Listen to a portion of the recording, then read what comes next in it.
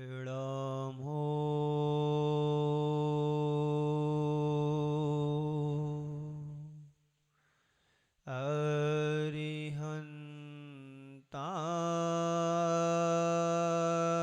अरिहन्ताणम्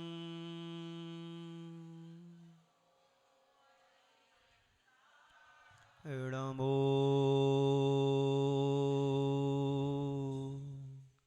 सिद्धाणम्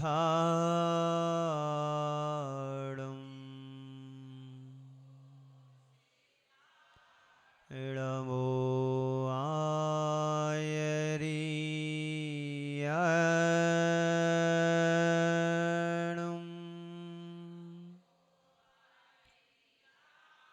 इळमो वज्झायाणम्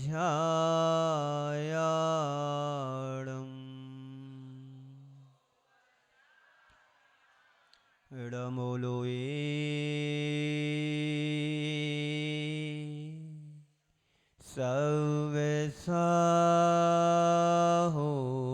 सव्यसाहोणम्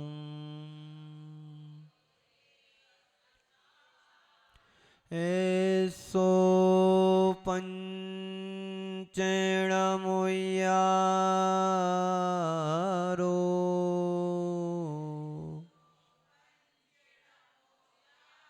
सवपावपणाशिणो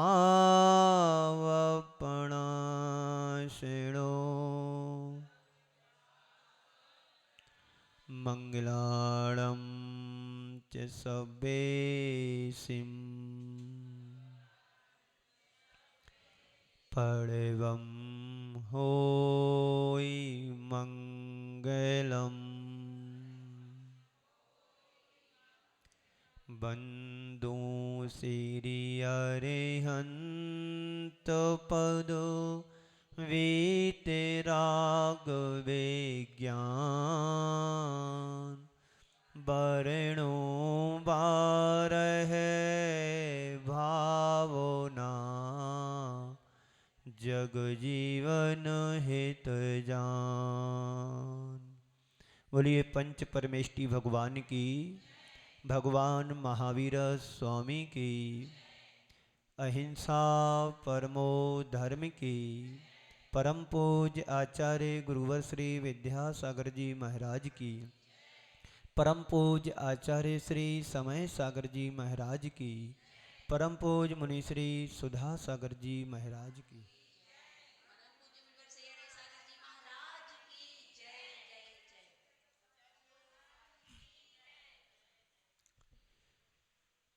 इस संसार में जो कुछ भी है वह सब नाशवान है। सब कुछ क्षण भंगुर है। यह संसार ही परिवर्तनशील है। इस संसार में कुछ भी स्थिर नहीं है। ऐसी अस्थिरता भरे संसार में हम आखिर सहारा किसका लें? आप लोग सोचते हैं हमने बहुत सारा इंतजाम कर लिया, हमने बहुत सारी व्यवस्था बना ली। क्या जो तुम्हारे द्वारा जोड़ी हुई संपत्ति, तुम्हारे द्वारा जोड़ी गई व्यवस्था कब तक साथ देगी? है तुम्हें इसका विश्वास? बोलो। जो हमने संसार में जोड़ा है, बड़े अरमानों से तुमने सुंदर सा घर बनाया, क्या घर तुम्हारा साथ देने वाला है? चाहे कर भी वो घर तुम्हारा साथ नहीं दे सकता है। फिर हमें संसार में शरण किसकी लें? जिसकी शरण हमें लेना चाहिए उसकी तरफ हमारा ध्यान नहीं जाता है, और जिसकी शरण मुझे नहीं लेना चाहिए उसकी तरफ हम रात दिन उसकी व्यवस्था में पागल बने घूम रहे। बोलो बात सच है कि नहीं? कौन हमारा संसार में सहारा है? है कोई सहारा तुम्हारा? बोलो। पिताजी कहते हैं हमारा बालक हमको वृद्ध अवस्था में सहारा बनेंगे, पर मैं आपसे पूछना चाहता हूं कि तुम वृद्ध अवस्था देख पाओगे कि नहीं, ये कोई जरूरी है? अरे एक पल की भी हमारे पास, एक पल का भी हमें कोई भरोसा नहीं कि वृद्ध तो कहां पर देखोगे। फिर किसकी शरण में जाएं? कहां जाना है बोलो? महाराज श्री अभी यहां से छूटेंगे, घर जाएंगे, नाश्ता करेंगे,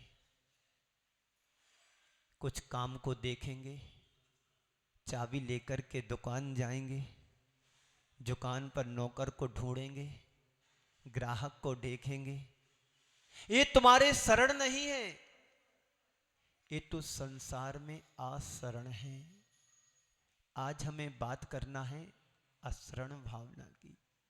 इस संसार में कोई भी तुम्हारा शरण नहीं है, ये तय मान करके चलना। किसकी शरण में जाए? जो तुम्हें सुरक्षा दे सके, जो तुम्हें संरक्षण दे सके, जो तुम्हारी व्यवस्था को वास्तव में शाश्वत बना सके। संत कहते इसका यदि हम गहराई से विचार किया जाए तो संसार में कहीं पर भी सुरक्षा नहीं है, कहीं पर भी संरक्षण नहीं है, कोई भी शरण नहीं है, कोई भी साथ नहीं है। संसार की हर वस्तु और संसार का हर व्यक्ति अपने आप में अनित्य है, असहाय है। तुम्हारा इस बात पर विश्वास? बोलो, कौन है तुम्हारा शरण? कोई भी शरण नहीं है। यदि हमारा संसार में शरण है तो एकमात्र हमारी अपनी आत्मा ही है। संत कहते हैं बाहर शरण खोजने की जरूरत नहीं है। तुम जितना भी बाहर भागोगे वहां पर तुम्हें कहीं पर भी शरण मिलने वाली नहीं है। तो फिर शरण है कहां? अपनी आत्मा में आत्म केंद्रित होने की जरूरत है। आत्मा का रसास्वादन हमें आना चाहिए, आत्मा की पहचान हमें होना चाहिए। आज तक हम संसार में परिभ्रमण कर रहे हैं तो क्यों कर रहे हैं? क्योंकि हमें अपनी आत्मा की पहचान नहीं होने के कारण। जिस दिन तुम्हें अपनी आत्मा का आत्मबोध हो जाएगा उस दिन तुम्हें संसार के सारे सहयोगी साथ सब तुम्हें निरर्थक दिखाई देने लगेंगे। लेकिन अभी हमें मजा तो संसार में ही आ रहा है। ये मजा नहीं, तुम्हारे जीवन की पक्की सजा है। कई लोग जीवन को सजाते हैं फिर अंत में सजा भोग करके चले जाते हैं। कोई व्यक्ति अपराध करता है उसको सजा मिलती है, कोई व्यक्ति अच्छे कार्य करता उसको सजा दिया जाता है। दोनों में अंतर है। एक सजा पा रहा है, एक को सजाया जा रहा है। तुम क्या चाहते हो? सजा चाहते हो कि जीवन को सजाना चाहते हो? बोलो। बाहर के सारे संयोग दुखमय है। संयोग के साथ वियोग जुड़ा है, जन्म के साथ मरण जुड़ा है, अच्छे के साथ बुरा लगा हुआ है, लाभ के साथ हानि जुड़ी हुई है, संपन्नता के साथ विपन्नता जुड़ी हुई है। संसार में कहीं पर भी एक रूपता दिखाई नहीं देती है। कोई छोटा है, कोई बड़ा है, कोई पतला है, कोई मोटा है, कोई अपना है, कोई पराया है। संसार की नीति है। इस दुख भरे संसार में हमने क्या पाया? दुख ही पाया है। संत कहते हैं संसार की हर वस्तु और हर व्यक्ति अपने आप में आशरण है, अनाथ है। जो स्वयं अनाथ है वह हमें सनाथ कैसे कर सकता है? बोलो। है आपके पास कोई ताकत? आप स्वयं परेशान हो रहे हो, दूसरों को समाधान दे सकते हो क्या? कोई भी आपके पास आए और आप उलझन में उलझे हुए हैं, भाई साहब मेरा थोड़ा काम बना दो, तो आप क्या कहोगे, तुम्हें समझ में नहीं आता, मैं खुद परेशान हूं, तुम्हें कैसे समाधान दूंगा। ये तो हमें समझ में आता कि खुद परेशान है, तो परेशान होने का कारण क्या है, उस कारण को समझने की कोशिश करो, उसको गहराई से जानने की कोशिश करो। संत कहते हैं तुम संसार में जब तक बहिर्मुखी बने रहोगे, तुम संसार में सिर्फ परेशान परेशान ही होते रहोगे। जिस दिन तुम अपनी आत्मा पर आत्म केंद्रित हो जाओगे, तुम्हें फिर कोई संसार में भटका नहीं सकता है, परेशान नहीं कर सकता है। असरण भावना कहती है तुम संसार में यदि अपने आप को सुरक्षा पाना चाहते हो तो अपना आत्म केंद्रित होने की जरूरत है। जो स्वयं असुरक्षित है वो हमें सुरक्षा प्रदान नहीं कर सकता है, जो स्वयं अस्थिर है वो हमें स्थिरता नहीं दे सकता है। असरण भावना यही कहती है, शरण की चाह में इधर उधर भागने की से कोई लाभ नहीं मिलता, लाभ नहीं मिलेगा। अपने आप में केंद्रित होने की जरूरत है। तुम अपने आप को शाश्वतता मानना चाहते तो अपनी आत्मा में आत्म केंद्रित हो जाओ, तुम्हें सुरक्षा भी मिलेगी, तुम्हें संरक्षण भी मिलेगी और तुम सनात हो जाओगे। बोलो, जिसे तुम बचाना चाहते हो वो तो नश्वर है, तुम जिसे बचाना चाहते वो नश्वर हो, क्षण भंगुर है, उसे कभी बचाया भी नहीं जा सकता है। सब नाशवान है। हमारा जीवन दो तरह का जीवन है, एक मृत जीवन, एक अमृत जीवन। बाहर का जो जीवन तुम्हें दिखाई दे रहा है मृत जीवन है, विनश्वर है, क्षण भंगुर है, नाशवान है। इसे हम बचाने की जितनी भी कोशिश करें इसे बचाया नहीं जा सकता है। इसे संभालने का हम कितना भी प्रयास करें इसे संभाला नहीं जा सकता है। इसका स्वरूप ही ऐसा है, यह उत्पन्न होता है, विनष्ट होता है, उत्पन्न होता है, विनष्ट होता है, नष्ट होता है, आता है और चला जाता है। मर्त करते ही कहते ही उसे हैं जो हर रोज मर रहा है। रोज ही नहीं, पल पल हमारी मृत्यु हो रही है, एक एक श्वास हमारी हमारे से अलग हो रही है। इसी को कहते हैं मृत जीवन। जगत में जो कुछ भी तुम्हें दिखाई दे रहा है वह सब मर्त है, अमर्त कुछ भी नहीं है। बाहर तुम जो कुछ देख रहे हो ये सब विध्वंसी है, नाश होने वाला है, उसे हम बचा नहीं सकते हैं। और जो भीतर का हमारा जीवन है वो अमृत है, उसे कोई मार नहीं सकता है। संत कहते हैं व्यक्ति को कोई मृत्यु से बचा नहीं सकता है। बचाने की कोशिश तुम कितनी भी कर लेना, मृत्यु से कभी व्यक्ति को बचा नहीं सकते हैं। हाँ, इतना अवश्य है, मृत्यु के डर से हम बच सकते हैं। संत कहते हैं जो मरने वाला है उसे बचाने की तुम कितनी भी कोशिश करो उसे बचा नहीं सकते हैं, और जो बचाने योग्य है उसकी तरफ तुम्हारा ध्यान भी नहीं है। असरण भावना हमें कुल यही प्रेरणा देती है। जगत में जितने भी पदार्थ हैं सब पदार्थ कैसे हैं, नाशवान हैं। आपने जब घर बनाया था घर का कैसा लगता था, बहुत सुंदर लगता था। और 50 साल बाद 60 साल बाद घर की हालत कैसी हो जाती है, बिगड़ जाती है। जब आपका जन्म हुआ था, जब आप युवा थे, तब आपकी ताकत कितनी थी, और आज 70-75 साल को पार कर रहे हैं, आपकी ताकत क्या उतनी ही है? यही जीवन हमारा मर्त जीवन है। हर पल हमारी एक एक पर्याय मृत्यु को प्राप्त हो रही हैं, एक एक श्वास हमारी मृत्यु को प्राप्त हो रही हैं। लेकिन संत कहते जो तुम्हारी आत्मा है इसको ना कोई मार सकता है ना इसको कोई गला सकता है, ये तो अजर अमर अविनाशी आत्म तत्व है तुम्हारे पास इसकी पहचान? बोलो, नहीं है ना। जब इसकी पहचान नहीं है तो ही इसलिए तो हम संसार में जो बचने योग्य नहीं है उसको बचाने की हम कोशिश करते हैं। पर संत कहते हैं इसे कोई बचा भी नहीं सकता है। ना माया अमर है ना काया अमर है, ना दौलत अमर है, ना शोहरत अमर है, ये सब नाशवान है, क्षण भंगुर है। असरण भावना कहती है संसार के बाह्य संयोग जितने भी हैं उनमें शरण ढूंढना वैसा है जैसे कोई व्यक्ति जलते हुए बांस के नीचे जाए और छाया मांगे, उसे तुम क्या कहोगे? बोलो, मूर्ख कहोगे। संसार के संयोगों में शरण ढूंढना वैसा ही जैसे कोई जलते हुए बांस के नीचे जाए और एक कहे कि मुझे छाया मिल जाए, शीतल छाया मांगे। बांस के जलते हुए पेड़ के नीचे कभी किसी को शीतल छाया मिली? बोलो, शीतलता की अनुभूति भी नहीं होगी। जो खुद जल रहा हो वो दूसरों को शीतलता कैसे प्रदान कर सकता है?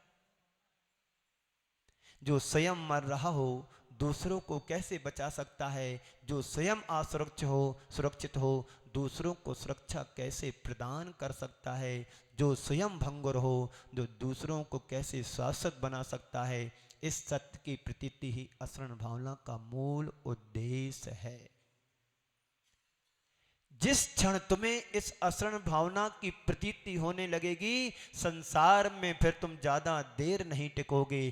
तुम कहोगे ये संसार तो नाशवान है, क्षण भंगुर है, क्षण छही है, इस संसार में मुझे अब रहना ही नहीं है। क्यों?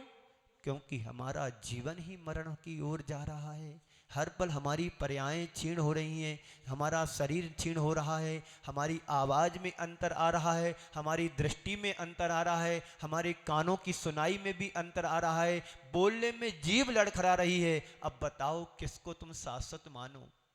पांचों इंद्रियां तुम्हारे जीवन में मिली हैं, क्या जीवन में पांचों इंद्रियां एक सी एक समय तक रहेंगी?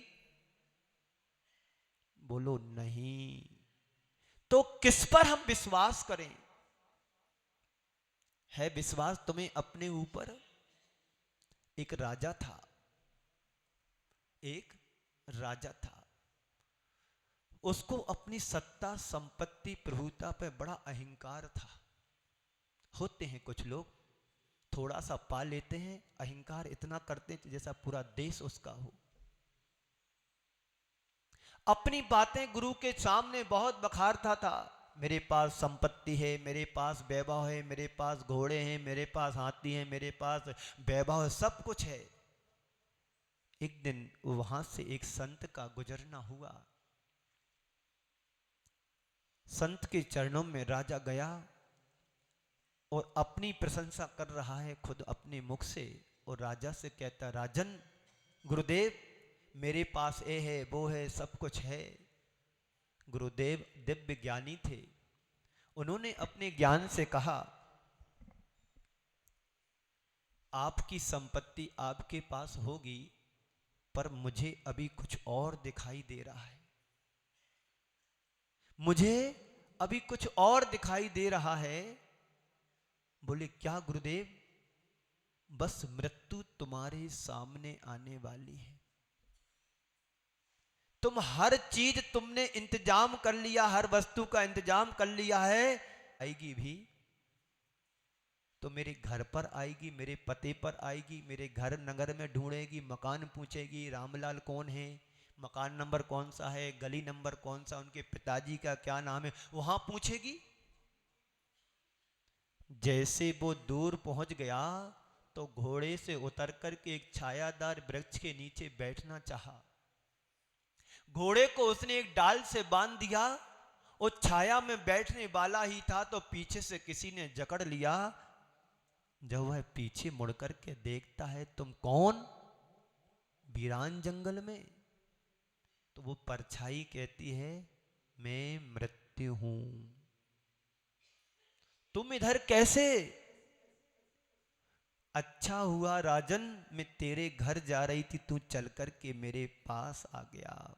संत कहते हैं मृत्यु से तुम जितने दूर भागोगे, मृत्यु तुम्हारे उतने करीब बच नहीं पाए, तो फिर हम और आप किस खेत की मूली हैं जो मृत्यु से बच जाएंगे। पर संत कहते हैं तुम मृत्यु से नहीं बच सकते हैं, यदि तुम बचना चाहो तो मृत्यु के आतंक से बच सकते हो, मृत्यु के भय से बच सकते हो। जब मुझे मरना होगा तब मरेंगे, आज से ही क्यों मैं मृत्यु के डर से मरूं। पल पल हम मृत्यु के डर से तो बचे। जब मरण होगा होगा। संसार का प्रत्येक प्राणी मरने के लिए ही जन्म लेता है। जिस दिन तुम्हारा जन्म हुआ था उस दिन तुम्हारी मरण की तारीख सुनिश्चित हो गई थी। है तुम्हें इस पर विश्वास? इसलिए तो बिंदास जीते हैं। जब सोते हैं तो ऐसे सोते हैं, अब बिल्कुल बस हमारा ही संसार है, अब मुझे मरना ही नहीं है। काश तुम्हें इस बात का विश्वास हो जाए कि मैं मरने वाला हूं। मैं आपसे कहता हूं, कहूं? बोलो। मैं आपसे प्रश्न करता हूं, मैं आपसे कहूं बस आपकी मृत्यु आने वाली है तो तुम क्या करोगे? बोलो।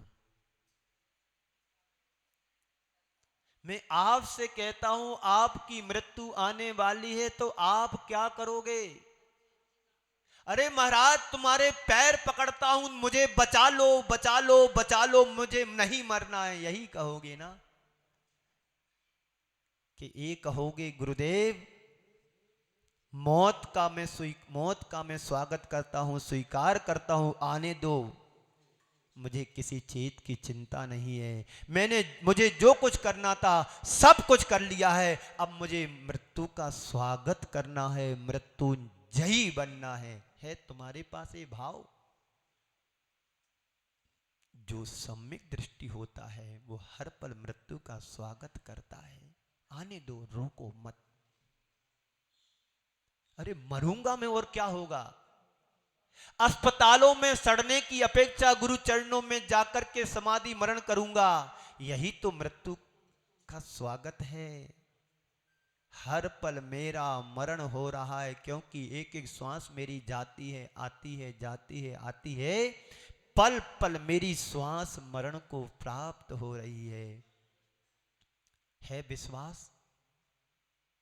पर पता सब है, लेकिन वो बात ध्यान में नहीं रहती है कि मेरा मरण भी हो रहा है, मेरा मरण भी हो रहा है। जन्म में व्यक्ति हर्ष मनाता है और मरण में व्यक्ति के अंदर मातम छा जाता है। क्यों? संसार का कोई भी व्यक्ति मरना नहीं चाहता है। मरने के क्या इंतजाम है तुम्हारे? मरने से बचने के लिए बहुत कुछ कर लिया है। एक व्यक्ति कहता है मृत्यु आएगी तो बाहर ढूंढेगी, मैंने तो तलघर बनवा लिया, वहां पर मृत्यु जाएगी नहीं, रास्ता ही नहीं बनाया। मैं घुस गया और सारे दरवाजे बंद कर दिए, पैक कर दिया, और मृत्यु मारे ना मारे खुद अपने आप से मर रहा है। खुद अपने आप से अपने पैर पर कुड़ाली पटक रहा है उसकी अज्ञानता की नहीं। यही अज्ञानता हमारे जीवन को नष्ट करती है। उस अज्ञानता से ऊपर उठ करके ज्ञान को प्राप्त करो, मृत्यु को स्वीकार करो। जो तुम्हें शरण है, संसार में 4 ही शरण हमारे आचार्यों ने कहा है। चत्तारि शरणं पवज्जामि, अर्हन्ते शरणं पवज्जामि, सिद्धे शरणं पवज्जामि, साहु शरणं पवज्जामि, केवले प्रणतम धम्मम शरणं पवज्जामि। इन 4 की शरण को जो प्राप्त कर लेता है वो संसार में उसको कोई मार नहीं सकता। एक बार मरेगा और अजर अमर अविनाशी शाश्वत सुख के धाम को प्राप्त कर लेगा। मणि मंत्र तंत्र बहु होई, मरते न बचावे कोई। इस युक्ति को, इस पंक्तियों को आप रोज पढ़ते हो 12 भावनाओं में? बोले पढ़ते हो कि नहीं? फिर भी विश्वास कितना है? आप बीमार होते हो, डॉक्टर के पास चले जाते हैं कि डॉक्टर साहब मेरा स्वास्थ्य खराब हो गया। अरे जो डॉक्टर है उसका भी कोई भरोसा नहीं कब मर जाए, है उसका भरोसा? जो जिनके पास तुम शरण में जा रहे हो स्वस्थ होने के लिए, उस डॉक्टर का भी कोई भरोसा नहीं कि वो अमर रहेगा। अमर तो संसार में कोई भी नहीं है। जिन देवों को तुम अमर कहते हो वो भी एक दिन काल के गाल में समा जाते हैं। इस संसार में यदि कोई शाश्वत है वो हमारी आत्मा है, सिद्ध परमेष्टि है, ना जहां जन्म भी नहीं है मरण भी नहीं है। फिर क्या करना है? उस शाश्वतता को पाने के लिए हमें प्रयास करना है। तो मणि मंत्र तंत्र बहु होवी होई, मरते न बचाव कोई। इस संसार में मंत्र हैं, मणि हैं, तंत्र हैं, कोई भी तुम्हें बचाने वाला नहीं है। दलवल देवी देवता मात पिता परिवार, और मरती बिरिया जीव को कोई न राखन आर।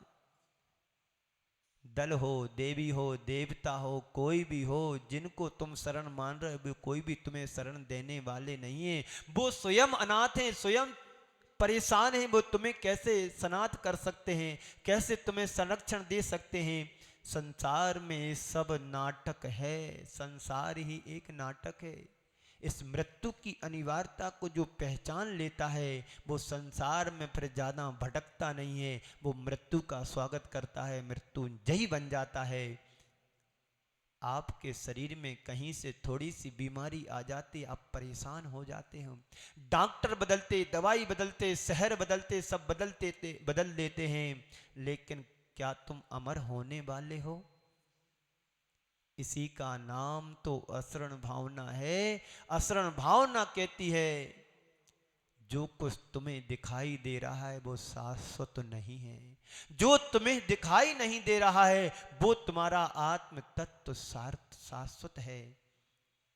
तो चाहे मंत्र हो या कोई जादू टोना हो या मणि हो, ये तुम्हें कोई बचाने वाले नहीं है। दलवल देवी देवता माता पिता जिनने तुम्हें जन्म दिया वो बचा लेंगे तुम्हें? वो भी नहीं बचा पाएंगे। जब मृत्यु तुम्हारे सामने आ जाएगी तो पूरा परिवार बैठा रहेगा और तुम उन सब के बीच में से निकल जाओगे। जिन्होंने जन्म दिया, जिन्होंने बड़ा किया, योग्य बनाया, वह भी तुम्हारे नहीं है।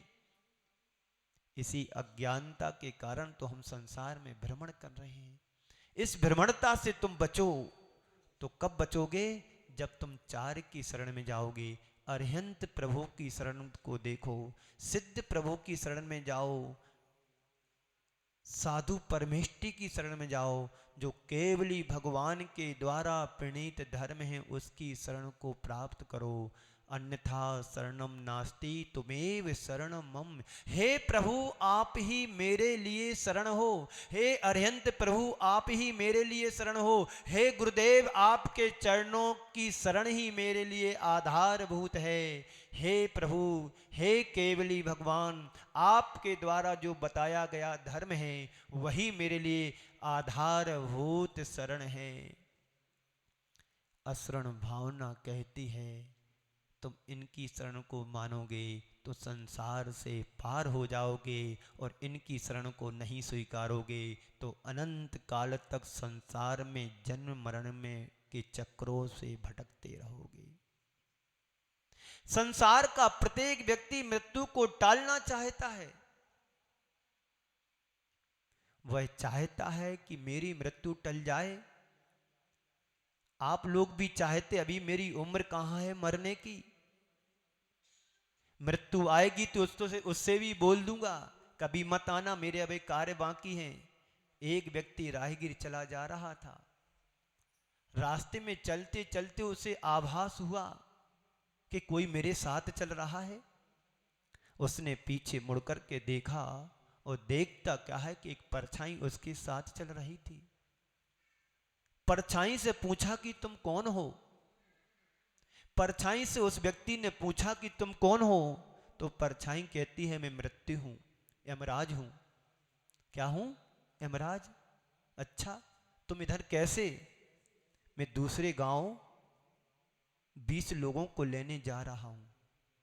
अच्छा, थोड़ी देर रास्ते में व्यक्ति चला, परछाई भी चली, यानी यमराज भी चला, आपस में पहचान हो गई। तुम्हारा यही काम है?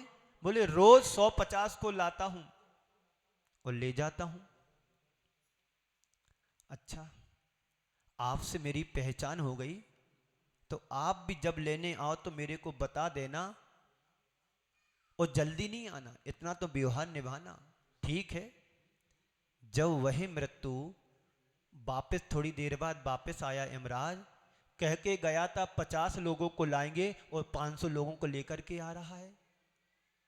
तो व्यक्ति राहगीर कहता है कि क्यों तुम भी झूठ बोलते हो? हमसे तो बोल के गए 50 लोगों को लेने जा रहा हूं और 500 को मार करके क्यों लाए? तो यमराज कहता है, हे मानव, हे मानव, मृत्यु तो 50 लोगों के लिए आई थी, पर उसके डर से 500 लोग मर गए, इसलिए मैं 500 को लेकर के आ रहा हूं। संत कहते हैं मृत्यु से कोई बचा नहीं, बचा भी नहीं सकते हैं, पर उसके भय से तो हम अपने आप को बचा सकते हैं। भय से बचना चाहिए। एक सागर में घटना घटी थी आज से 30-35 वर्ष पहले।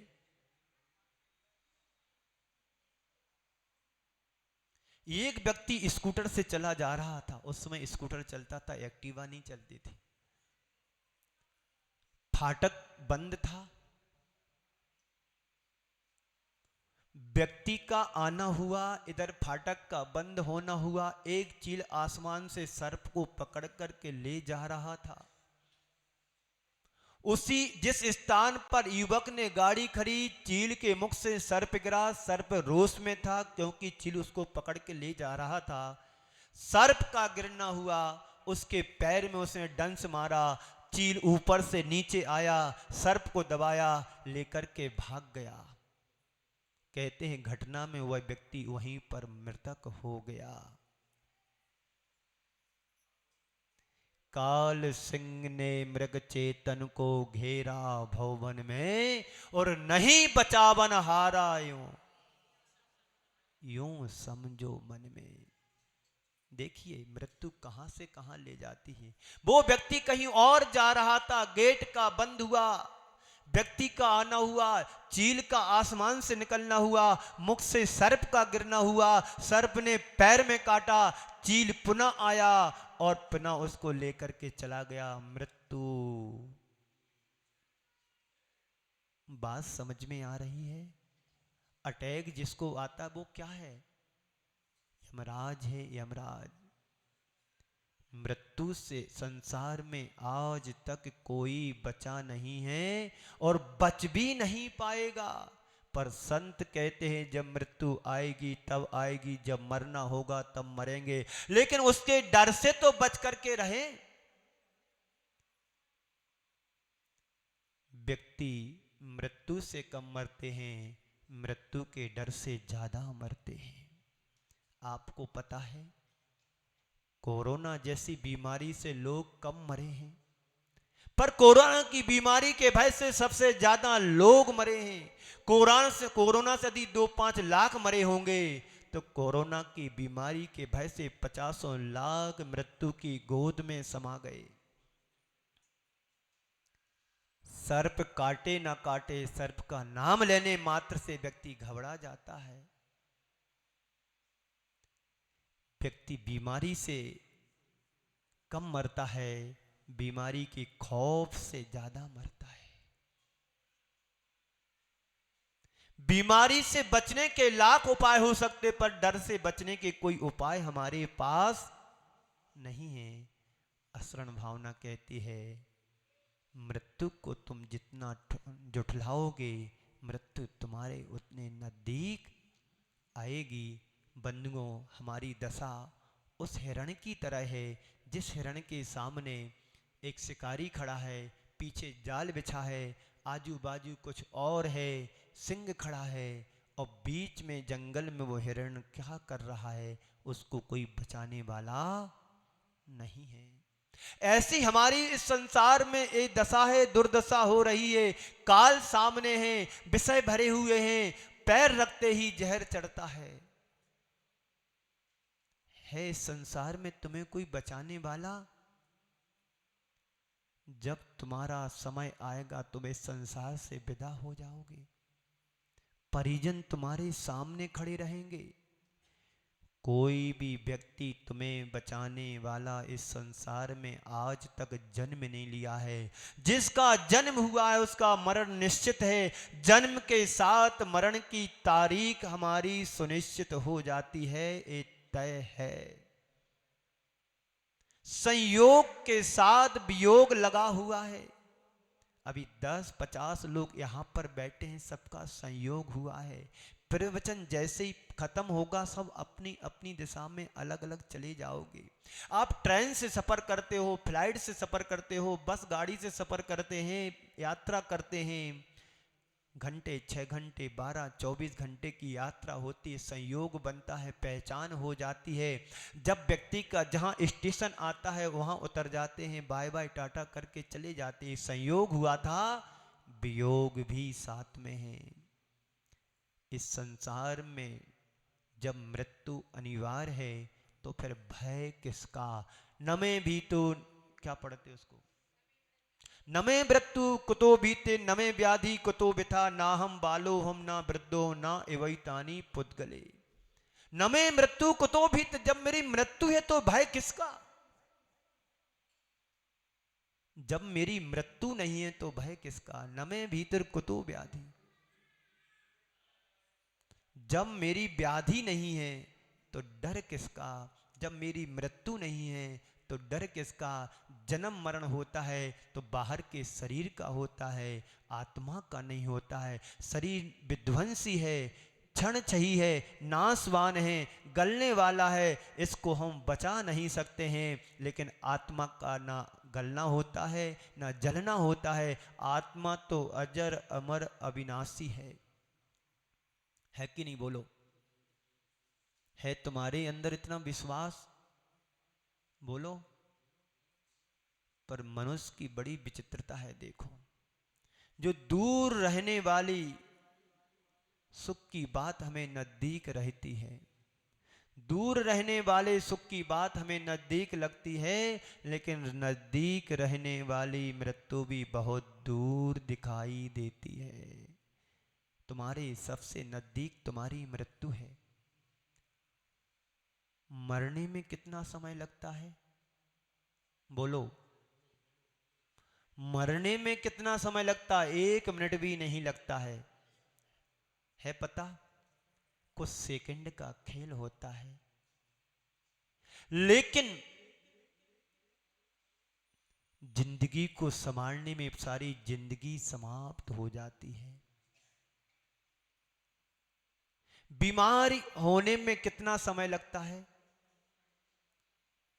कोई समय नहीं लगता। अभी बैठे बुखार आ जाए तो, लेकिन उस बुखार को ठीक करने में महीनों निकल जाते हैं। एक विद्यार्थी स्कूल में एग्जाम देता है। एग्जाम कितने दिन का होता, कितने घंटे का होता? 2-4 घंटे की परीक्षा होती है, पर उस परीक्षा को संभालने में सारा वर्ष खपा देता है। संत कहते तुम्हें जीवन मिला, इसको संभालो, पूरी जिंदगी संभालने में लगा दोगे और मृत्यु आएगी तो 1 मिनट में तुम्हारे जीवन को समाप्त करके चली जाएगी। क्या करना है? जोड़ना है और एक दिन छोड़ करके जाना है जीवन को। जीवन को संभालो, मृत्यु तो अपने आप संभल जाएगी। बिगड़े हुए जीवन से अच्छी मौत को नहीं संभाल सकते हो। जिसका जीवन सुधरा हुआ होता है उसकी मौत भी सुधर जाती है। संत कहते हैं मृत्यु को स्वीकारो, मृत्यु का अभिनंदन करो, जिससे तुम्हारी आत्मा का कल्याण होगा। समय आपका हो रहा है। 4 पंक्तियों को सुना करके विराम दूंगा। मंगल भावना की दोहराएंगे। मैं यहाँ से बोलूँगा, आप वहाँ से बोलूँगा। समय आपका हो रहा है। मंगल मंगल होए जगत में, सब मंगलमय होए। इस धरती के हर प्राणी का मन मंगलमय होए। मंगल मंगल होए जगत में, सब मंगलमय होए।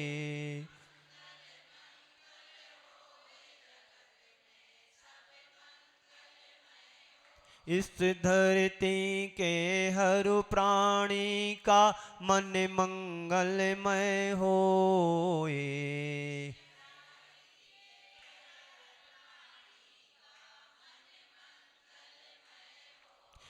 मंगलमय हो प्रातः हमारा, रात सुमंगल होए।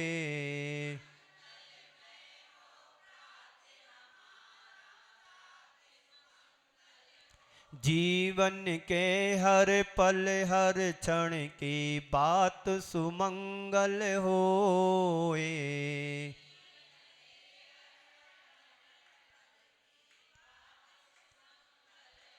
घर घर में मंगल छा जावे, जन जन मंगल होए।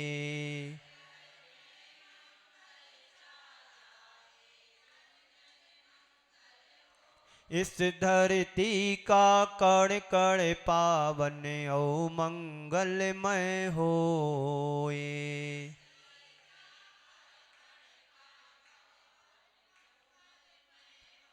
सब जग में मंगल बड़े, टले अमंगल भाव।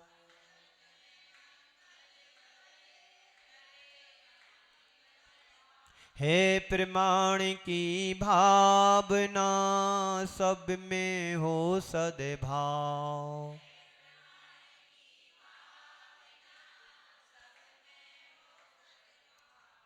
इस मंगल भावना के साथ ये आचरण भावना हम सबके जीवन का आधार बने। आचरण का अर्थ होता है संसार में कुछ भी शरण नहीं है। जो कुछ हमने पाया है यह भी शरण नहीं है। जो दिखाई दे रहा है वह भी शरण नहीं है। संसार नाशवान है, क्षणभंगुर है। इस नाशवान क्षणभंगुर संसार में हमें कहीं पर भी सुख नहीं है। सुख वास्तव में है तो हमारी आत्मा के पास है। आत्मा ही हमारी अजर अमर अविनाशी तत्व है। इस तत्व की पहचान करें। असरण भावना को भाने का यही अर्थ है। हम सभी अनित्य भावना को भाएं, असरण भावना को भाएं। एक एक भावना पर हम रोज विचार कर रहे हैं, सुन रहे हैं, अपने जीवन से जुड़ने का उत्तम प्रयास कर रहे हैं कि हे प्रभु आप ही संसार में शरण हैं और आपके अलावा इस संसार में कोई शरण नहीं है। ना माता पिता हमारे शरण हैं, ना पति पत्नी शरण हैं, ना वैभव शरण है, ना शक्ति शरण है, ना संपदा शरण है। जो कुछ भी है सब नाशवान क्षणभंगुर है। मात्र एकमात्र हमारी आत्म तत्व ही शरण है। जिस शरण को पाकर के आत्मा का उत्थान करें। बोलिए परम पूज्य आचार्य गुरुवर श्री विद्यासागर जी महाराज की।